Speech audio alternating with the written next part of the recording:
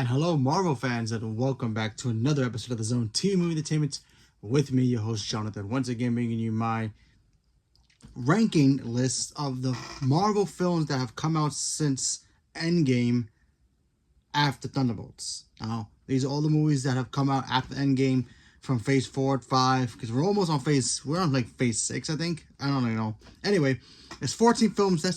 We had 14 films come out since Endgame, people. Can you imagine how crazy that is? So I've seen Thunderbolts. I'm not going to spoil anything here, but this is just my ranking of what's the best Marvel movie since Endgame. Endgame, Infinity War, the other Iron Man movies, they don't count. I'm talking about the movies that come out after Endgame, So let's talk about it. Let's start from bottom all the way to the top. So at number 14, I have Ant-Man and the Wasp: Quantumania. When they first announced that we were going to get Kang the Conqueror, I was very excited to hear about that because I know in the comics, Kang is actually kind of a menace, and he's a tactician. He's, very, very skilled in his technology. He's descended from not only from, Reed Richards, but he has some kind of past with Iron Man as well with his technology. So I thought, yeah, he's going to make a great character. He's going to make a great phase villain, the next big phase Thanos level villain. And I can't wait. And then you watch this movie and you're like, what? And then they gave me one of my favorite characters in the Marvel Universe, MODOK. I always loved MODOK. MODOK was one of my favorite Marvel characters growing up. He's so cool, so crazy, and fun to see. And they turn him into a joke. Now, the one good thing about this film, couple things that were really good in this film. The fact that, we got to see, Michelle Pfeiffer, Michael Douglas work together again. We got to see Paul Rudd do his thing. They brought in Catherine Newton to play his daughter, Cassie, and she was fantastic. But I felt like it dropped the ball when it came to, really making Kang the Conqueror, played by Jonathan Majors, a true villain. Even before his legal problems. Let's take that out of the way. They dropped the ball on it, because when we first saw him in Loki, we were like, all right, he's gonna have variants. All right, cool. That should be interesting. Kill one, the next big bad will come out, and then we got this version, and we were assumed that he was gonna be the big bad, the leader of all the other Kangs, and then he got beat by Ant-Man. You might as well just tell Ant-Man, yo, go kill Doctor Doom. There, end credits. Robert Downey Jr. and Doctor Doom, no chance against Ant-Man. You're basically saying that. You're basically saying that Ant-Man is the strongest Avenger out of everybody. Sentry, I don't care. Scarlet Witch, he's the strongest. Why? Because he took out a guy who was supposed to be the biggest threat in the MCU moving forward, and they had to replace him with Doctor Doom. Not taking out the whole Jonathan Majors legal problem. Take that out of the way. That added fuel to the fire, if you will, and there you go. So there's that. So yeah, Ant-Man and the Wasp: Quantumania, that literally just was not really that good. At number 13, I have a pretty brand new movie that just came out, and that's Captain America: Brave New World. I was excited for this. I like Sam as Captain America. I think he's great. Is he better than Steve? Somewhat. It all depends on how you look at it. But anyway, that's how I feel. But whatever. I kind of wanted more from this. This movie literally became, Incredible Hulk Part 2, which we all wanted for years. It's been 14 years since we never even got an Incredible Hulk sequel, and they gave it to us in here. So technically, this movie is not really Captain America. This movie is really called Incredible Hulk 2, starring Captain America. So what can you do? Red Hulk was great. I love Sam and President Thunderbolt Ross, played by Harrison Ford, taking over for the late great William Hurt. Dynamic. I thought that stuff was great, but it just didn't really move any needles. It could have been the next Winter Soldier, but we really didn't get that. So what can you do? At number 12, a movie that should have been a sequel instead of its first movie, and that's Black Widow. Now, I love Scarlett Johansson. I think she's fantastic. I love her as Black Widow. We got to see Yelena, who we all love now.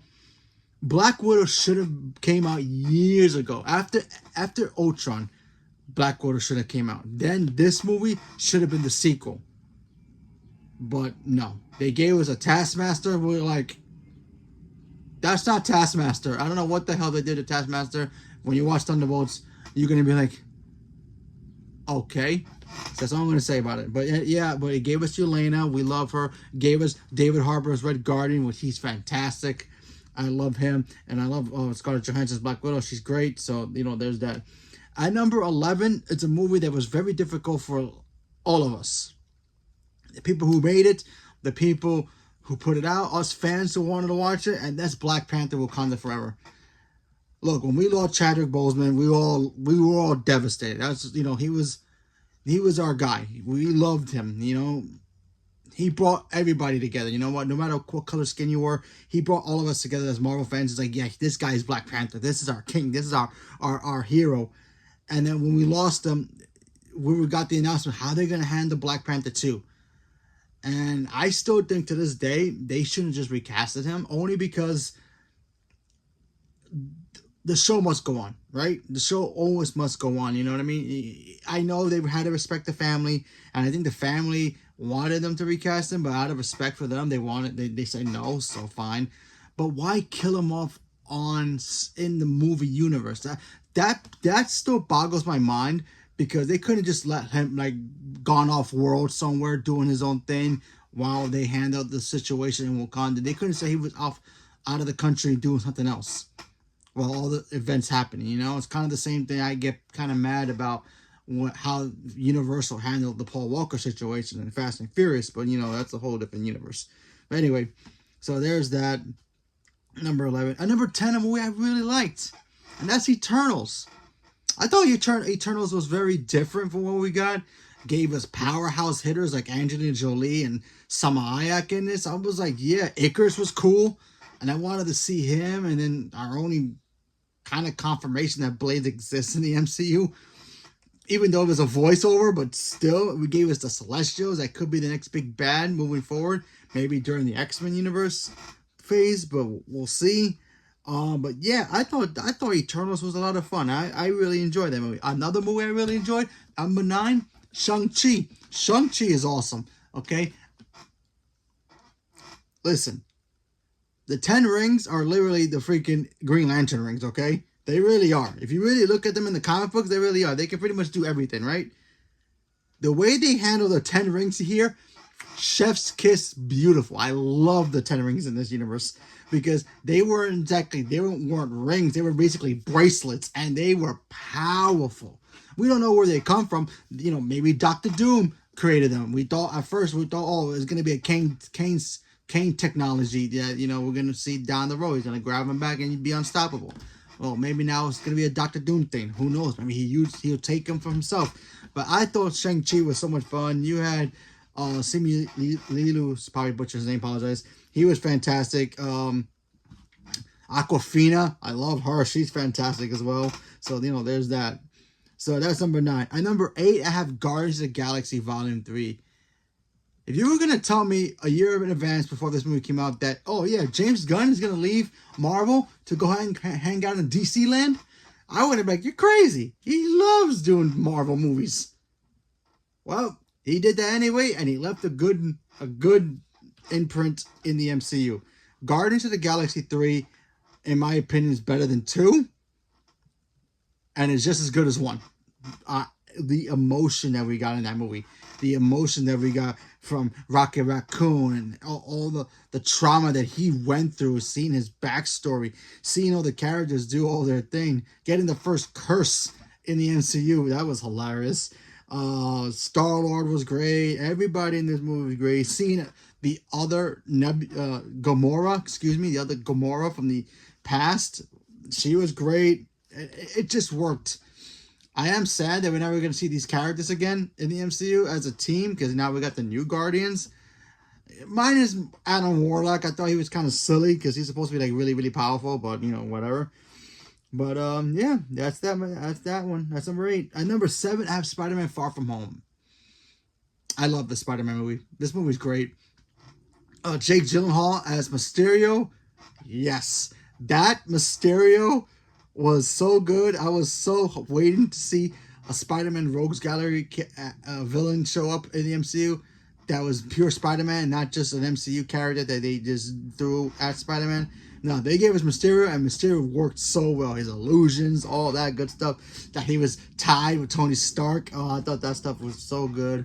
Tom Holland has proven himself that he's a great Spider-Man, and he was great in this movie as well. So yeah, him dealing with the fact that there's no Stark anymore in his life and how he's gonna move forward as Spider-Man. So I thought that was great. So that's number 7. At number 6, I have a movie that probably a lot of people are not gonna have in this list, and that's The Marvels. Listen, I love Ms. Marvel. I thought that show was great. I love the character. She's fantastic. Brie Larson as Captain Marvel, I will always defend because I actually like her a lot. Because I don't know why, but for some weird reason, she just embodies what Captain Marvel should be. Now, granted, she probably hasn't been handled properly, and it's not Brie Larson's fault. You guys can't blame her. Okay, she's doing the best she can. She has a freaking Oscar in her mentor. She knows what she's doing. But if they write in her character the way she's acted, that she's in the movies, that's on the writers, not on her. So don't be blaming her for that. So, and she was great. And the actress who plays Photon, she's fantastic as well. And I just thought it was just a fun film. You know, honestly, it wasn't perfect. You know, it's not the greatest Captain Marvel sequel. I think the first one's still more superior. But yeah. So that's number 6. At number 5, I put this number here because I'm going to be a little biased for this, and that's Thor: Love and Thunder. Now, I know this movie is not great. Okay, they gave us a weird Gore the God Butcher. I get that, sure, but Christian Bale's great, so he did his best as he could. But Natalie Portman freaking crushed it as freaking Mighty Thor. You know, handled differently than she was in the comics. That's fine. Sure, you can do all that. That's fine.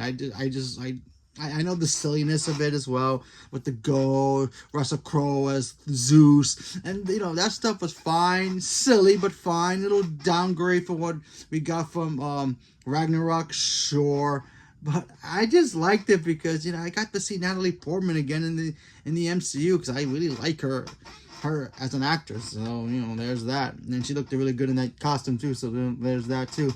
At number 4, and I don't care. It's Doctor Strange and the Multiverse of Madness. My whole life, I've been an X-Men fan. And the one thing that Fox never gave me, as a fan of the X-Men and the X-Men universe and the Fox universe, was Scarlet Witch. Pure Scarlet Witch. Now, I'm not talking about like the daughter of Magneto, sister to Quicksilver. We got that. I'm talking about pure Scarlet Witch. And yes, we got it here. Elizabeth Olsen was freaking phenomenal as the Scarlet Witch. She is the Scarlet Witch. There is nobody else who could play this character better than her. Okay? And the fact that she fought Doctor Strange and kicked his butt clearly proves that she's the strongest Avenger. Okay? She's the strongest character in the MCU. I don't care about anybody else. Sentry. You could put Sentry in this conversation if you want now. I don't care. Scarlet Witch is still number 1. Now, we'll see what happens when Dark Phoenix starts showing up, and we'll see how that turns out. But right now, Scarlet Witch is like the queen, okay? So we need her. She handled the Illuminati, even though I hated that scene. She handled the Illuminati like they were amateurs. So that was great. And what she did with Captain Marvel from that universe, pure gold, pure gold. So yeah, there's that. At number 3, I have Spider-Man Far From Home. No Way Home. No Way Home. Excuse me. Listen, how you going to top Far From Home? I don't know. But adding Tobey Maguire and Andrew Garfield? Bringing 3 Spider-Mans in one movie? Yeah, that would do it. Listen, this movie gave Spider-Man the most difficult thing ever. Pain. And how he's going to deal with that pain. He had pain, and he was trying to recover from Far From Home when he lost Tony Stark. He lost his mentor. But this one, he loses everything else. He loses his identity. He loses his girlfriend. He loses his best friend. He loses his aunt, who was like his mother. He loses his whole world, just collapses on him. And you have these other 2 guys come out, from another universe, knowing that pain a little bit when they lost their uncle, sure. But, he still can heal from that. And I cannot wait to see what Spider-Man 4 is going to be about, Brave New World, because we're going to see him deal with the repercussions of what happened with that. Him losing everything, have to start fresh. He lost his identity. He doesn't exist in the MCU. He's just Spider-Man. There's no Peter Parker. He's just some random dude. Does he have a social security card? Does he have a phone number? Does he have anything? Can he even get a social security card? You know, he has nothing, and he's so damaged, and it worked so well. And bringing this OG Spider-Man villains was great. Seeing Jamie Foxx be Electro the right way, the way he should have been in Amazing Spider-Man 2, R.I.P. Gwen. But, you know what I mean? That was just gold, and I really, really and thoroughly enjoyed it. And I had a lot of fun with it, and I love that movie so much because it gave me my childhood, all my Spider-Mans all together. So, yeah. Hopefully one day I'll get a Batman version of that, but we'll see. So, at number 2, I have the newest movie that just came out, Thunderbolts. This movie is awesome. This movie is a lot of fun. It gave us characters that, you know, weren't exactly loved in the other movies and made us care about them. And I already love Red Guardian. Love him 10 times more. I already liked the Elena. Love her now. You know, John Walker. We all hated that guy. You know, he was great. Ghost was way better than we all thought. And then there's Taskmaster, but I'm not going to say what happens to that character. But, you know, and then the one character I was so nervous that they were going to ruin, and he was awesome. I can't wait to see more. Sentry. Chef's kiss. Superman has arrived in the MCU. You know what I mean? Just saying. And I thought that was just great. So, yeah, Thunderbolts is amazing. Stay for the both post-credit scenes because, So, at number 1, drum roll, please. Deadpool and Wolverine. Was there any other movie? No. I mean, listen, this movie technically is not really an MCU movie because at the end of the day, he went back to his own universe, right? This is the MCU right here. This is the MCU. Deadpool's like right up here, waving from the bottom. Hey guys, we're up here. This is the Fox universe. MCU, Deadpool. MCU, Fox. You know what I mean? So technically, it's not an MCU film in my opinion, but you know, whatever. But still, it works. This movie had everything you wanted. Cassandra Nova was a great villain.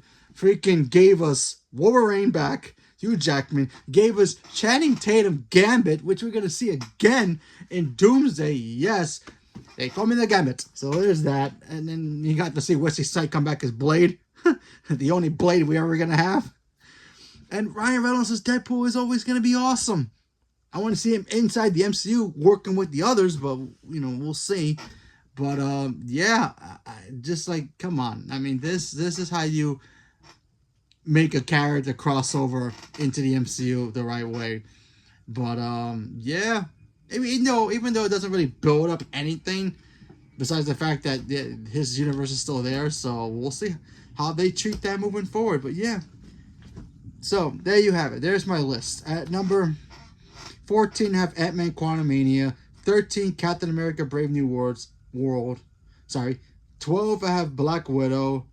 11, Black Panther, Wakanda Forever. 10 is Eternals. 9 is Shang-Chi. 8 is Guardians of the Galaxy, Volume 3. 7 is Spider-Man Far From Home. 6 is The Marvels. 5, Thor Love and Thunder. 4, Doctor Strange in the Multiverse of Madness. 3, Spider-Man No Way Home. And number 2, Thunderbolts. And number 1, Deadpool and Wolverine. So, leave me a comment below. Let me know what your list is. Is it similar to mine? Different from yours? Let me know which yours is the best. Which ones do you think is the best and the weakest? Leave me a comment below. Let me know. Stay tuned for more. Thank you very much. And have a good day.